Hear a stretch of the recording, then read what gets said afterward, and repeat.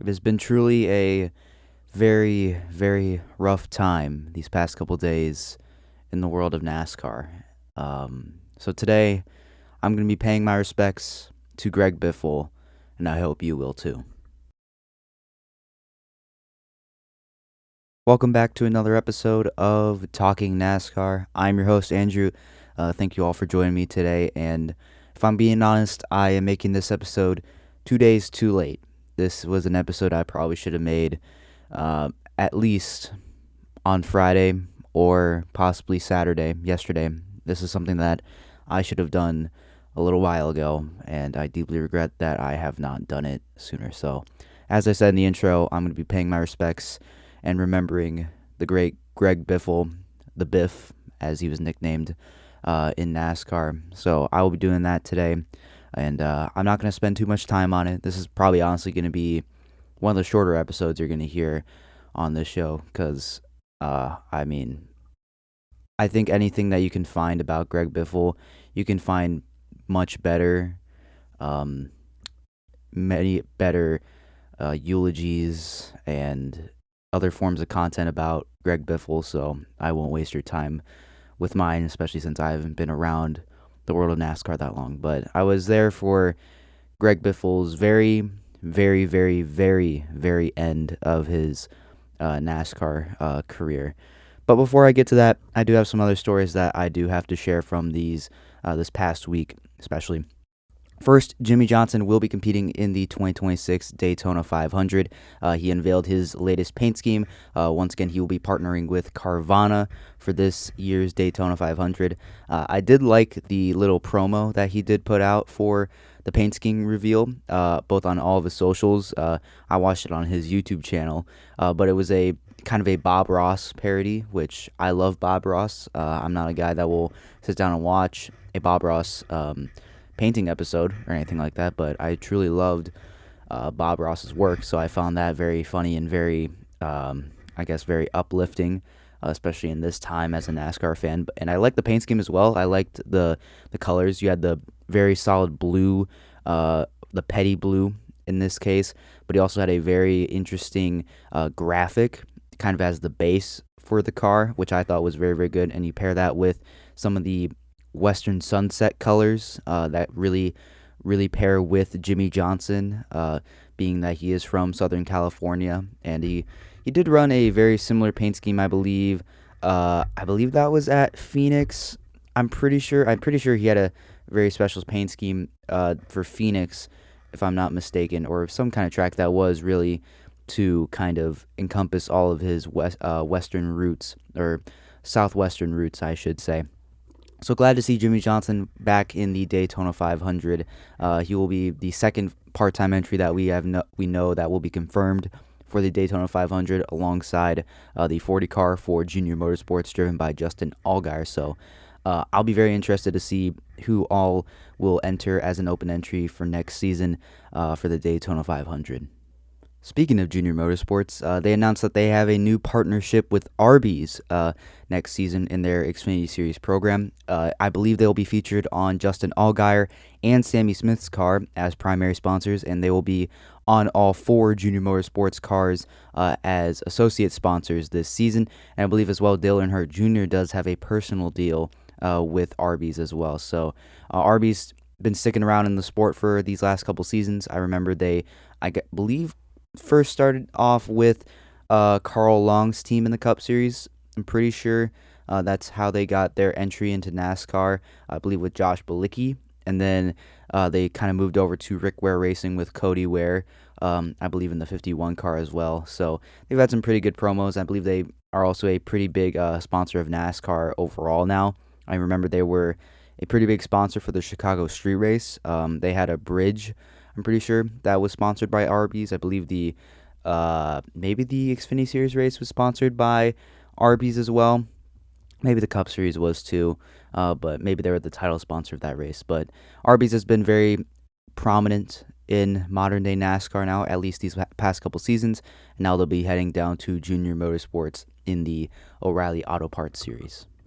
I do kind of wonder what kind of paint schemes Junior Motorsports is going to come up with for those RB schemes. I'm very interested to see what they'll do because Junior Motorsports has come up with some pretty good ones these past couple years. Next up, we got to talk about DGM Racing. They announced that Mason Maggio will be doing a part-time schedule for the team in the number 91 car next season, essentially replacing Josh Bilicki in that seat next season. Mason Maggio has been featured in NASCAR pretty prominently these past couple seasons. Been mostly getting some part-time schedules, kind of piecing together a full-time schedule with several teams, both in the O'Reilly Auto Parts Series and in the Craftsman Truck Series. He's driven for Team Rayum, Josh Rayum's team in the Truck Series. Most prominently, that kind of sticks out in my mind. I think he did run some races for DGM Racing this season in the O'Reilly Auto Parts Series. I say this season, 2025, to be more accurate. I know he's run some starts for Joey Gase's team in the O'Reilly Series. So those are really the ones that really stick out in my mind when I think of Mason Maggio. But yeah, we'll see how Mason Maggio does this season for DGM Racing in the number 91 car. Moving on, Spire Motorsports announced some personnel changes and their entire personnel roster for next season. I'll just start off with the Cup Series real quick. They have announced that Matt McCall will be the competition director for next season. Ryan Sparks will be the crew chief of the number 7 car for Daniel Suarez next season. Travis Peterson will be the crew chief for Michael McDowell's number 71, and Luke Lambert will remain atop the pit box for Carson Hocevar in the number 77 car next season. On the Truck Series side of things, Kevin Bono Mannion will be the Truck Series competition director, with Brian Patty remaining as the crew chief for the number 7 truck, and Chad Walter moving over to crew chief of the number 77 truck. So that means now Spire Motorsports has confirmed that they will only be running 2 full-time trucks next season in the Craftsman Truck Series. I'm guessing that number 7 truck, crew chief by Brian Patty, will be kind of an all-star truck with several drivers rotating in and out. And I believe that 7-7 truck will probably be that one truck that does have one full-time driver. This season it did start out with Andres Perez de Lara, the Mexican driver who ended up getting released and ended up signing with Nice Motorsports for the remaining half of the season. And then Corey LaJoie picked up that ride for the remaining races that year. So I'll be very interested to see who Spire Motorsports puts in one of their full-time trucks next season. They haven't really released much. I can bet money. I would bet money that Kyle Busch is one of those drivers because he sold Kyle Busch Motorsports to Spire a couple years ago. So I can bet money that Kyle Busch is probably going to be one of those drivers in one of those trucks at the bare minimum. And I would really like to see Nick Sanchez probably behind that wheel because he's got a good relationship with Gainbridge. I think he actually made a part-time schedule with Spire Motorsports this season in the Truck Series. I say this season, 2025. I don't know how to say this season. I don't know what current season I'm in. I guess I'm just got to be in the off-season mindset and say that next season in 2026, and this past season was 2025. I think that's the way I got to go with it, probably. So yeah, I'm interested to see who Spire Motorsports will put in their trucks next season. This also is very interesting because I did report on this show that Chris Gabehart was moving over to Spire Motorsports in some capacity, but he's not really featured in this graphic that Spire Motorsports put out because he's not the Cup Series competition director. He's not the Truck Series competition director. So I'm wondering, is Spire going to be looking to open an O'Reilly Auto Parts Series team? Possibly. Like, maybe that's where Chris Gabehart is going to go, but I'm really not sure what's going on with Chris Gabehart in his news. Like, I'm kind of curious now. I might actually have to look that up real quick. Yeah, I'm not really finding a true landing spot for Chris Gabehart. He has really no current occupation right now. I guess he is still prominently rumored to be heading to Spire for 2026, but I'm just not sure. Like, I don't understand. Like, where is Chris Gabehart right now? Because apparently he's I guess he's a free agent because he doesn't really have a listed job. He hasn't been really reported or officially signed by a team. Apparently he's not at Joe Gibbs anymore. He might be heading to Spire. Yeah, that's just really weird. I wonder where Chris Gabehart really is right now. Sorry, I went on a little bit of a tangent there about Spire Motorsports and Chris Gabehart. Moving on, Connor Zilic announced that he will be driving or be part of the number 31 Cadillac Wheelin, or 31 Cadillac sponsored by Wheelin in the Rolex 2024 coming up in 2026. Connor Zilic did compete in the past two Rolex 24s. In 2024, he was driving the number 18 for Era Motorsport, I'm pretty sure. Last year, he was driving in a car that was both shared by Trackhouse Racing, the team he's racing for now, and that team is also, I believe, working with another team. I can't remember exactly what team he was kind of working with Trackhouse along with another team. I can't remember that other team. So he will be driving for Action Express Racing in the Rolex 24 at Daytona. So third straight Rolex 24 for Connor Zilic. So good luck. We'll see how Connor Zilic does in his third consecutive Rolex 24. And the final two I want to talk about real quick is both Truck Series news right here. So first, Chandler Smith will be returning to Front Row Motorsports in the Craftsman Truck Series next season in the 38 truck full-time next season.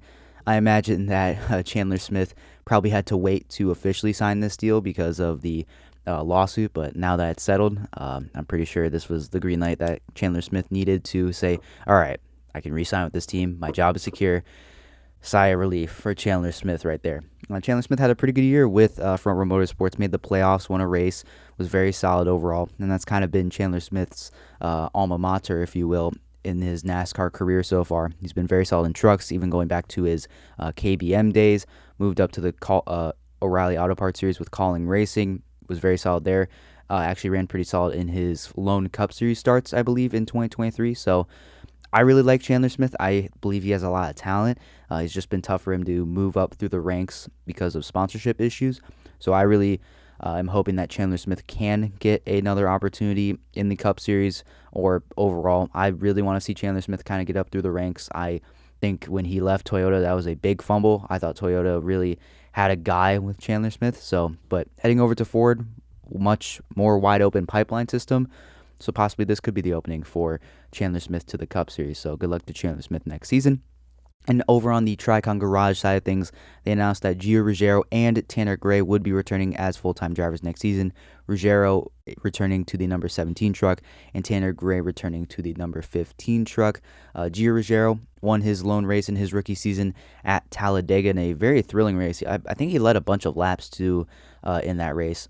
And Tanner Gray, he'll be entering, I believe, his fifth full-time season in the Craftsman Truck Series with Tricon. He's been very solid. Hasn't won any races yet, but consistently running inside the top 10 most weeks, 15 at the bare minimum. So Tanner Gray and Gio Ruggiero, really good lineup for Tricon returning next season. We now know that it will be three of them with Kane Honeycutt and Gio Ruggiero and Tanner Gray in the 11, 15, and the 17.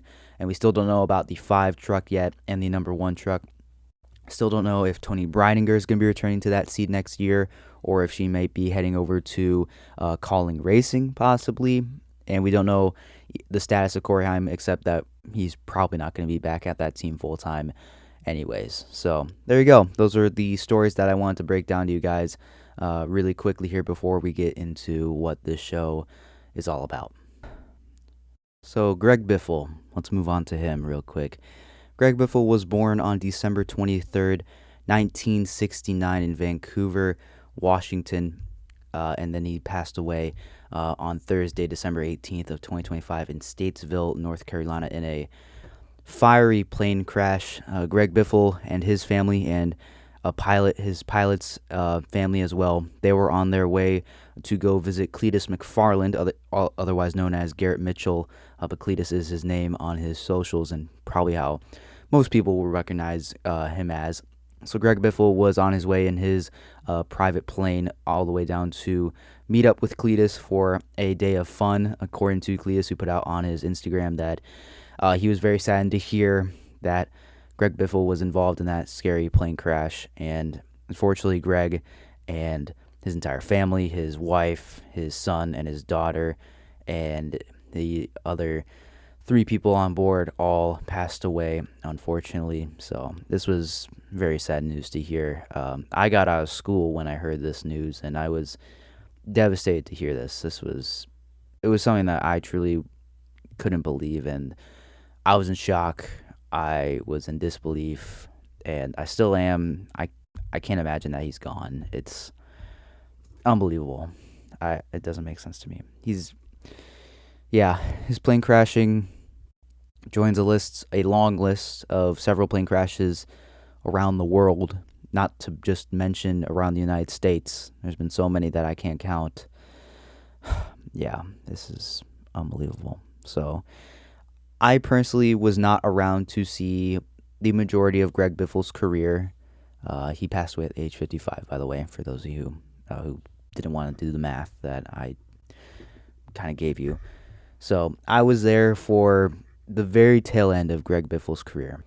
He did start racing full time in the Cup Series, full time back in 2001, I believe, with Roush Racing at that point, and he ended his career in 2022, making several part time starts for NY Racing, the number 44 team, mostly on super speedways. I know he attempted to make the Daytona 500 with the team. He ran Talladega.